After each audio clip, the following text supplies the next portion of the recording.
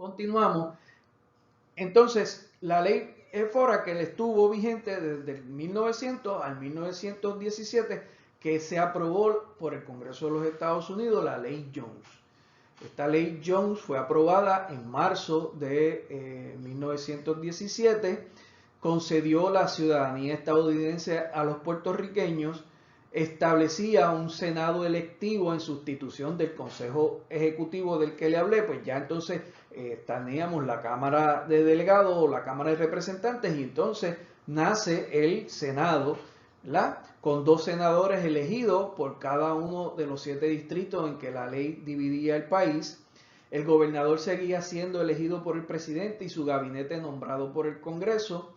Y el comercio entre la isla y Estados Unidos tenía que efectuarse solamente en barcos estadounidenses, que eso es lo que conocemos y está vigente hoy en día como la ley de cabotaje. Posterior a la ley Foraker, a la ley Jones, viene lo que se conoce como la ley 600, que fue aprobada en 1950. ¿Qué establecía esta ley?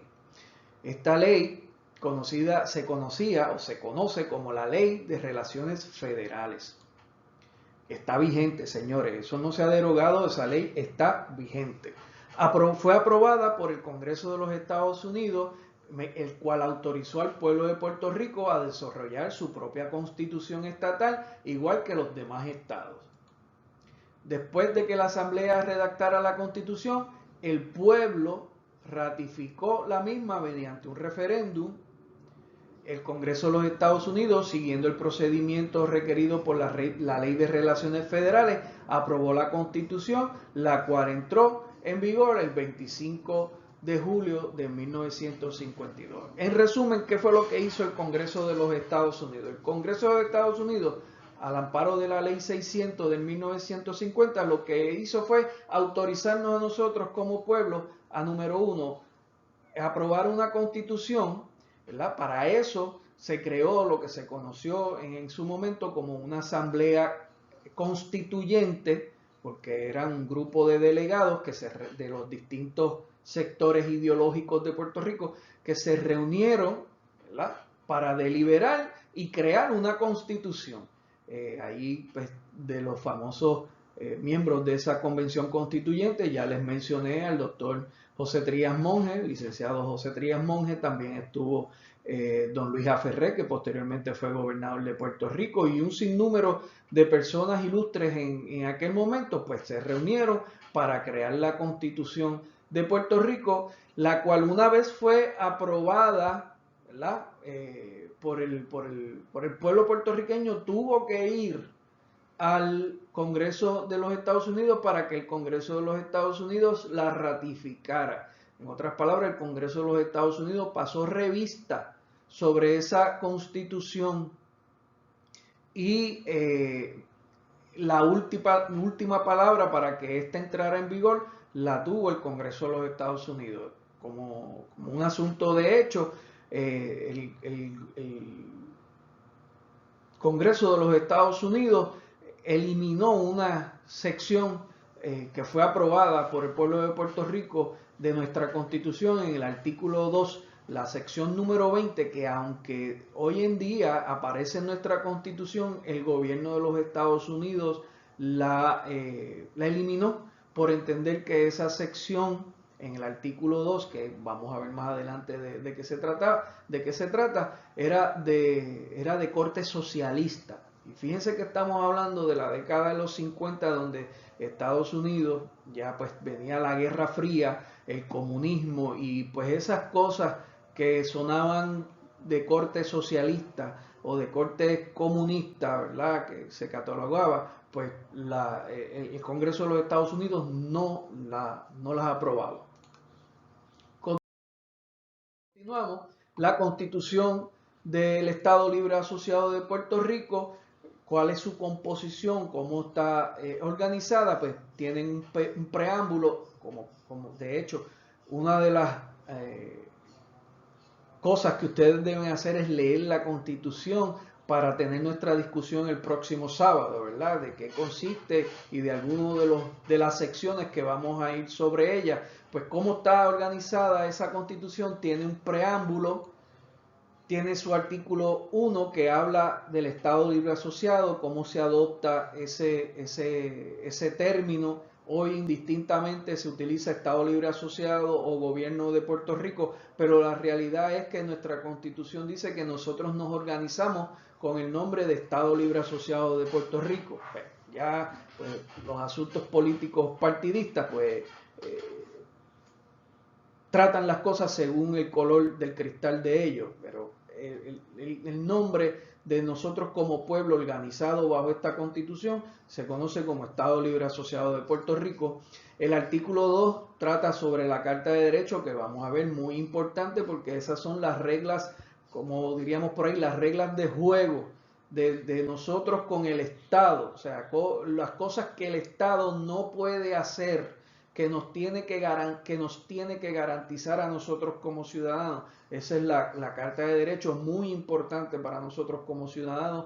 Es una Carta de Derechos de avanzada que se nutrió de la Carta de Derechos del Hombre establecida en la ONU y se benefició de los conceptos de la libertad del ser humano desarrollados en la Revolución Francesa y obviamente pues, los conceptos de derechos y garantías de la Constitución de los Estados Unidos. En cierta medida nuestra Constitución comprende asuntos más abarcadores que la Constitución de los Estados Unidos en términos de derechos, ¿verdad? El artículo número 3 que habla del poder legislativo, el artículo número 4 que habla sobre el poder ejecutivo, el artículo número 5 que habla del poder judicial, el artículo número 6, disposiciones generales, el 7 de cómo se enmienda la Constitución, ¿verdad? De las enmiendas a la Constitución, el artículo 8 de los distritos senatoriales y representativos, ¿verdad? Cómo se divide la isla para efectos de las elecciones y cómo escogemos a nuestros representantes y senadores. El artículo 9, disposiciones transitorias. Recuerden que estamos pasando de un sistema que no teníamos constitución a un sistema ya regido por la Constitución del 1952. El artículo 1, como les mencioné, habla de el Estado Libre Asociado de Puerto Rico, la forma de gobierno que nos indica la Constitución. Dice: el gobierno del Estado Libre Asociado de Puerto Rico tendrá una forma republicana y sus poderes legislativo, ejecutivo y judicial, según se establecen por esta Constitución, estarán igualmente subordinados a la soberanía del pueblo de Puerto Rico. Una de las condiciones que solicitó el Congreso de los Estados Unidos en cuanto a nuestra Constitución es que se adoptara una forma republicana de gobierno. Y no estamos hablando del concepto republicano en el sentido del Partido Republicano de los Estados Unidos o de las repúblicas, ¿verdad? Que esa es la connotación que se le da. Eso es una república. Bueno, no. Un concepto republicano, un sistema republicano de gobierno, lo que significa es que tienes tres ramas de gobierno, que el gobierno se tiene que dividir en tres ramas de igual rango, en este caso que son el poder legislativo, el poder ejecutivo y el poder judicial. Según está constituido este sistema de gobierno, pues cada una de estas ramas vela de la otra, o sea, lo que se llaman los pesos y contrapesos. El poder legislativo legisla, el poder ejecutivo ejecuta las legislaciones aprobadas por el poder legislativo y el poder judicial interpreta esa, ¿verdad? En caso de haber controversia, el poder judicial es el que finalmente interpreta y es el que dice cómo es que se van a ejecutar esas leyes aprobadas por nuestra Asamblea Legislativa. El artículo 2, que es la Carta de Derechos, vamos a ir una sección por una. El sábado pues entraremos en alguno de los en alguna de ellas en detalle. La sección 1 habla sobre la dignidad e igualdad del ser humano, del discrimen, prohíbe el discrimen por razón de edad, sexo, raza, etcétera. O sea, es una de las secciones que, si usted la lee, para mí es una de las secciones más importantes, porque usted la lee y en estos días de tanta turbulencia donde la gente pues habla del discrimen, de que si el género, identidad de género, hombre, mujer, etcétera. Mire, si nosotros leemos esa sección número 1, habla de la dignidad del ser humano, porque todos somos seres humanos, indistintamente nuestros gustos, nuestras preferencias, todos somos seres humanos. ¿Y qué es lo que establece esa Carta de Derechos? Es que la dignidad del ser humano es inviolable y que no se debe discriminar por razón de nuestro origen, condición social, sexo y color de piel, ¿verdad? Es bien interesante, bien contundente, es una de las secciones que es bien abarcadora y muy importante en nuestros días, aunque se haya aprobado en la década de los 50. La sección 2 establece el sufragio, el voto, ¿verdad? Como una cuestión, un derecho inalienable, perteneciente a nosotros como ciudadanos del Estado Libre Asociado de Puerto Rico o del gobierno de Puerto Rico. Los reconocen desde la década de los 50. La libertad de culto, ¿verdad? Nosotros tenemos ese derecho de adorar al Dios en que creamos, ¿bien? La libertad de palabra y de prensa, la libertad de reunirnos, y cuando el Estado pues no cumple sus promesas o no cumple con su rol social, pues nosotros también como ciudadanos podemos pedir la reparación de los daños que nos ocasione esa acción o inacción del Estado en la protección de nuestros derechos. Bien, vamos a pasar a la próxima.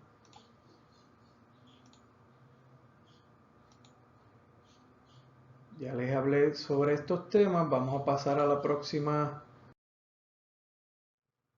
Continuamos. La sección número 9 habla de que el Estado te tiene que pagar una justa compensación por propiedad privada. Esto significa, el Estado tiene lo que se conoce como el poder inherente de expropiación.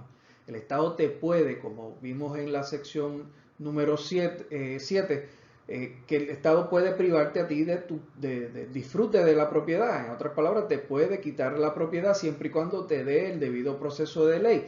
Pues, ¿cuál es el debido proceso de ley? Eso es ante los tribunales, pero básicamente en el tema de expropiación, el Estado tiene que cumplir con dos requisitos: que tenga declarada una política pública o de interés público para obtener la propiedad y que pague por ella una justa compensación. Esa justa compensación, el Estado lo que hace es hacer una tasación con sus peritos y radica una petición de expropiación en el tribunal, y uno puede ir a litigar o a reclamar pues que no existe tal cosa como el interés público y que tampoco existe una justa compensación, y entonces el tribunal resuelve ese asunto. Pero básicamente, cuando tú recibes una demanda de expropiación, ya tú no tienes el título de la propiedad, lo que tú vas a ver es un cheque consignado en el tribunal y el Estado adviene titular de la propiedad. Eso lo vamos a ver más adelante cómo es ese proceso,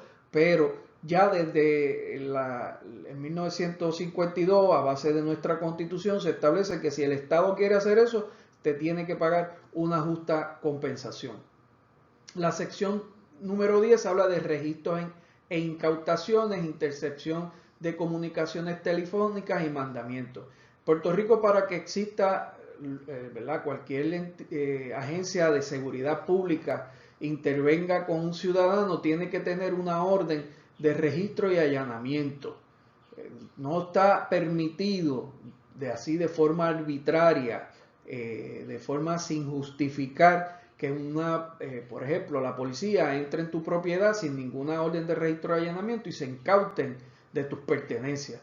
Eso no, la Constitución lo prohíbe. Para poder hacer eso, el Estado tiene que buscar una orden judicial. En Puerto Rico tampoco puede una agencia de seguridad buscar una orden para interceptar las comunicaciones telefónicas porque está prohibido, distinto al gobierno federal que sí está permitido. En Puerto Rico no pueden ordenar para que te intercepten tus comunicaciones telefónicas, y lo del mandamiento es que para poder registrar o incautarte de tu propiedad tiene que haber una orden de un tribunal, como ya hemos mencionado. La sección 11, que son sobre los procesos criminales, juicio ante jurado, autoincriminación, doble exposición por el mismo delito, fianza y encarcelación. Esta sección es bien interesante, hoy en día está en boga. ¿Por qué? Porque Puerto Rico hasta hace poco tenía como parte de su procedimiento criminal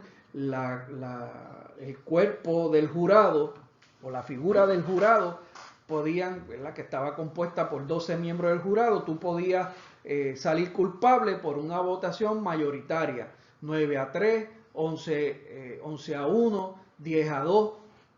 Bien, eso por una decisión del Tribunal Supremo de los Estados Unidos. Ya ningún estado puede tener ese sistema como el que nosotros teníamos. Tiene que haber para que haya una convicción, tiene que haber en delitos graves, que son los que se hacen ante jurado, tiene que haber una determinación por unanimidad. Podemos hablar cuando nos reunamos el sábado de forma virtual, podemos hablar del caso de Pablo Casella, que salió excarcelado precisamente porque en su caso la votación del jurado fue un 11-1, o sea, no hubo unanimidad, y entonces ahora él va a tener un nuevo turno al bate, o sea, se va a celebrar un nuevo juicio, y lo que ya sabemos que para poder salir culpable, en este caso por el asesinato de quien fuera su esposa, tiene que haber una determinación de unanimidad del jurado. Lo de autoincriminación es que la Constitución te protege para que tú no te autoincrimines. Eso significa que tú no declares tú mismo en tu contra si te llevan un caso criminal. Doble exposición es que nadie puede estar doblemente expuesto a un mismo caso criminal, o sea, por los mismos hechos, por el mismo delito, nadie puede ser juzgado dos veces. Se establece el derecho a la fianza, que eso también aquí es materia de controversia, lo podemos elaborar en nuestra clase cuando la demos el sábado,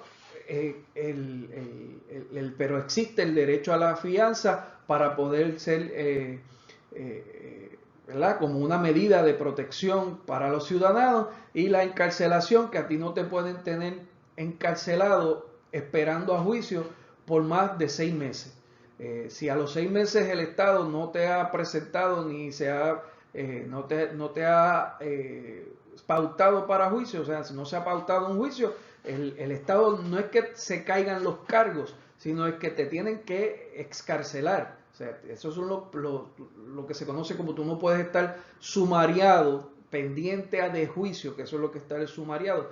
Tú no puedes estar pendiente de juicio por más de 6 meses. Transcurrido el término de 6 meses sin que el Estado haya iniciado todo el procedimiento y te haya radicado cargo y haya iniciado por lo menos el primer día de juicio, te tienen que excarcelar y entonces posteriormente celebrarte el juicio. La sección 12 habla sobre que no se permitirá la esclavitud o la servidumbre involuntaria, no se permitirán castigos crueles e inusitados, protección de los derechos civiles, que no se pueden aprobar leyes ex facto, o sea, leyes luego de los hechos que te afecten a ti, derechos ya adquiridos, que no te pueden condenar sin la celebración de un juicio. Esos son derechos fundamentales que están garantizados por nuestra Constitución. Continuamos con el artículo 2. El habeas corpus, esto es un procedimiento excepcional, donde si a ti te encarcelan indebidamente, tus abogados o tus representantes legales pueden radicar lo que se conoce como el recurso de habeas corpus, para que habeas corpus es dónde está el cuerpo, dónde están presentes en el cuerpo, ¿verdad? Esto sucede y ha pasado recientemente cuando ha habido marchas, protestas y la policía arresta a uno que otro protestante y se los llevan y empiezan a estar en cuartel, pues los abogados que los representan radican un recurso de habeas corpus ante los tribunales, y entonces el tribunal ordena que presenten el cuerpo, o sea, que lleven a la persona al tribunal, ¿verdad? La autoridad militar, que va a estar subordinada a la autoridad civil, no estamos en un régimen militar. La sección 14 prohíbe los títulos de nobleza, que por ahí hay mucha gente que se creen reyes y reinas, pero aquí los títulos de nobleza no existen, ni tampoco que los funcionarios pueden estar aceptando regalos de países extranjeros, funcionarios públicos. Cuando digo funcionarios públicos, son personas que trabajan en el gobierno como funcionarios públicos o funcionarios electos del gobierno. En la sección 15 trata sobre el empleo y encarcelación de menores. La 16, derecho de los empleados, derecho a la unión, derecho a la huelga, todo eso está cobijado en nuestra Constitución. Derecho también a organizarse y negociar colectivamente, de lo que hablamos ahorita, las uniones. Seguimos, sección 18, derecho a la huelga, establecer piquete. Fíjense que nuestra Constitución contiene una serie de temas que inclusive la Constitución de los Estados Unidos no tiene, ¿verdad? El derecho a la huelga, el derecho a unionarse. Eso vino posteriormente y son luchas que han llevado los ciudadanos de Estados Unidos, que ya nosotros desde la década de los 50 los tenemos, pero que en Estados Unidos, a modo de ejemplo, los derechos civiles, los Estados Unidos, que protegen a las personas de color negro, llamados color negro. A mí no me gusta utilizar ningún tipo de adjetivo, somos todos seres humanos, pero a los negros, pues los derechos civiles, eso fue de la década de los 60 y todavía vemos lo que está sucediendo. Pues ya Puerto Rico tenía disposiciones a esos efectos desde la década de los 50, recogidos en nuestra Constitución a través de nuestra Carta de Derechos contenida en el artículo 2 de la Constitución. La sección 19, interpretación liberal de los derechos del ser humano y facultades de la Asamblea Legislativa. Y finalmente la sección 20, derechos humanos reconocidos, deber del pueblo y del gobierno.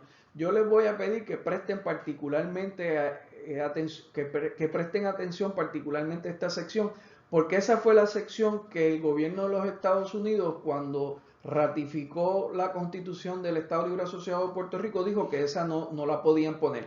Léanla y el sábado la vamos a discutir, ¿verdad?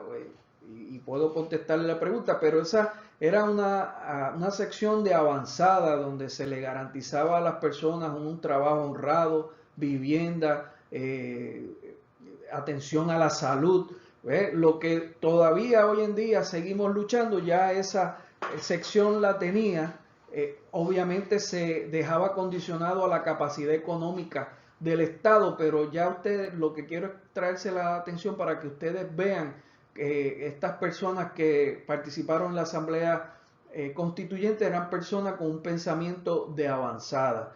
Todavía hoy en día pues tenemos personas que entienden que estos temas son controversiales y sin embargo en la década del 50 había un consenso de que debía haber estado garantizado en nuestra Constitución. Cuando pensemos y hablemos pues del seguro médico, de que podamos atender en el hospital, de que tengamos trabajo, pues ya eso se había discutido, no estamos inventando la rueda, se había discutido y había unas disposiciones en nuestra Constitución garantizando esos derechos básicos del ser humano.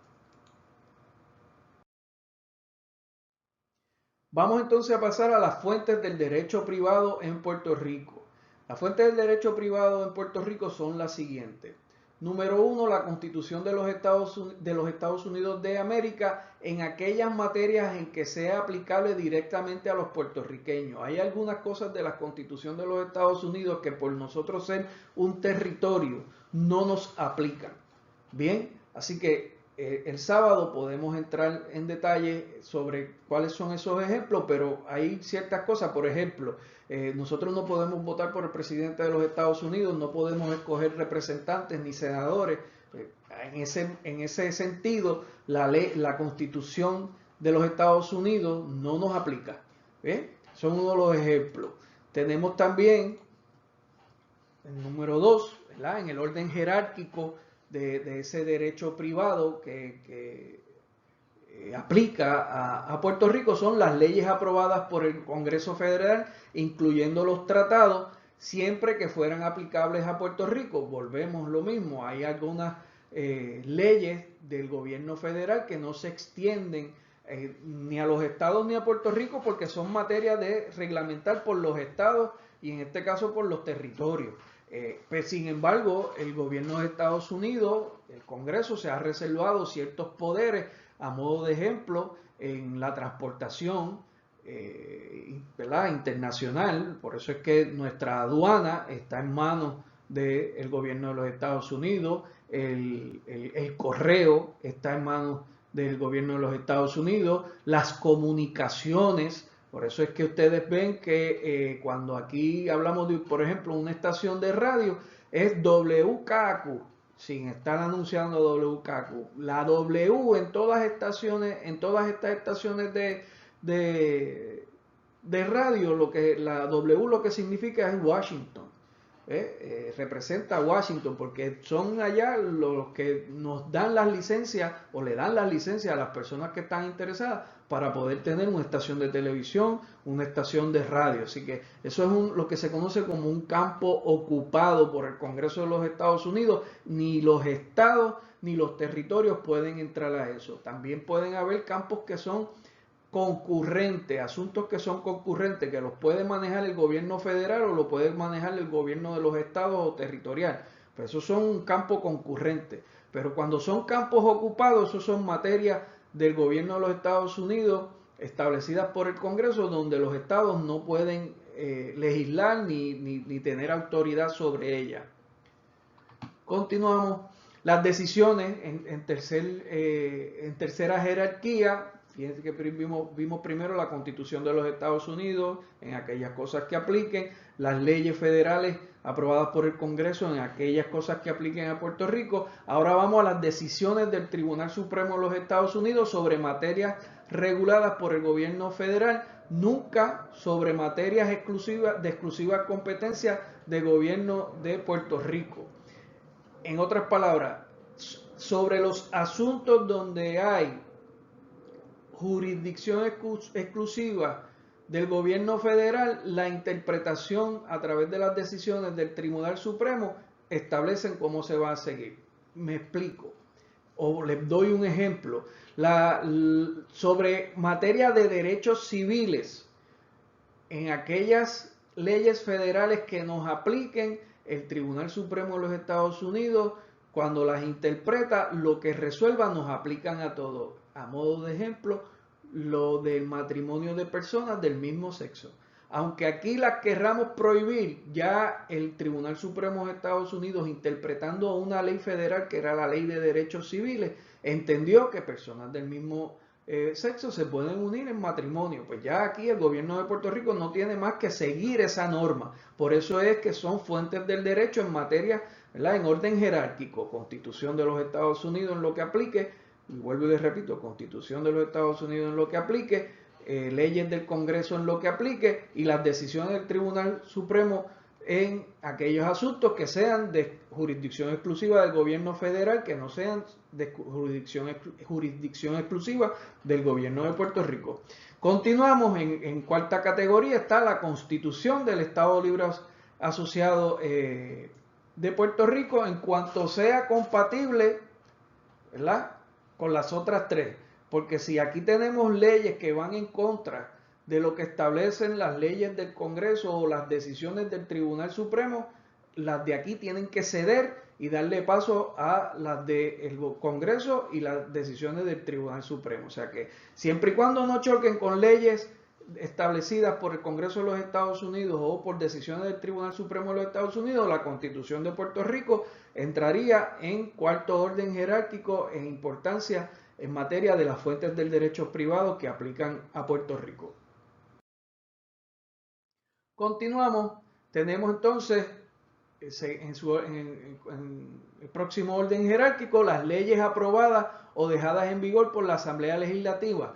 Primero son las leyes especiales, ¿verdad?, las leyes que regulan una materia en específico, que eso se conocen como leyes especiales, y luego las leyes generales si tratan sobre una misma materia. Vamos a ver que las leyes contenidas o los artículos contenidos en el Código Civil son leyes generales, son de carácter supletorio, porque pueden haber disposiciones de leyes especiales que apliquen a una materia en específico. Pues primero tú vas a la ley especial y si la ley especial no dice nada o hay una laguna o no es clara, pues entonces tú vas a la ley general. Bien, y entonces lo que diga la ley general, eso es lo que aplica. Seguimos con el orden. Posterior a las leyes son las órdenes ejecutivas y los reglamentos administrativos al amparo de las leyes que crean las agencias. Vamos a ver que en Puerto Rico las agencias públicas pueden, lo que se conocen, pueden tener facultades cuasi legislativas o cuasi judiciales. En otras palabras, pueden reglamentar y pueden resolver controversias. Pues por lo tanto, esos reglamentos que aprueban a las agencias públicas son fuentes del derecho privado en Puerto Rico en el orden jerárquico que vamos estableciendo, ¿verdad? Que vamos indicando. Después de las órdenes ejecutivas y los reglamentos están las ordenanzas emitidas por las asambleas municipales u otros organismos creados por ley para regir sus propios asuntos.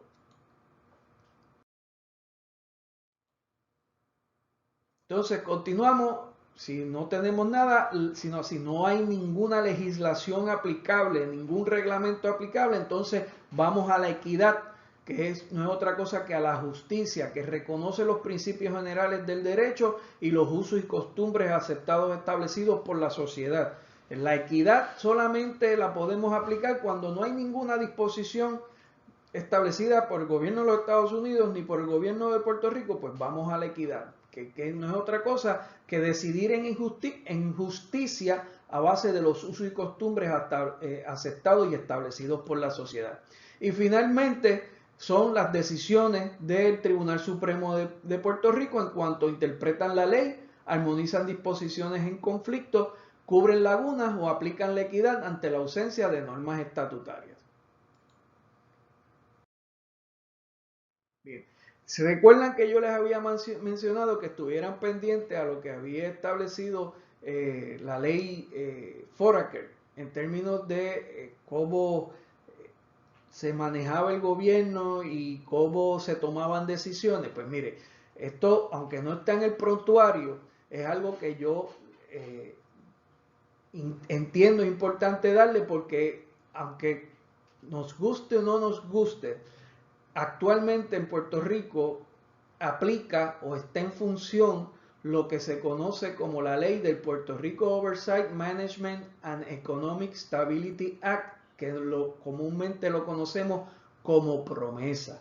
Esta ley lo que hizo fue, primeramente fue aprobada el 30 de junio del 2016, o sea que lo que tiene son 4 años.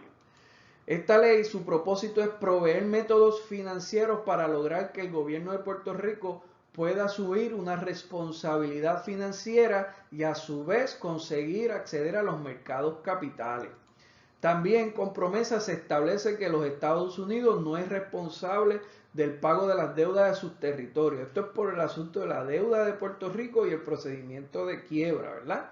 La ley no autoriza el uso de fondos federales para el pago de la deuda ni para los costos operacionales de la Junta. Eso lo tenemos que pagar nosotros como pueblo.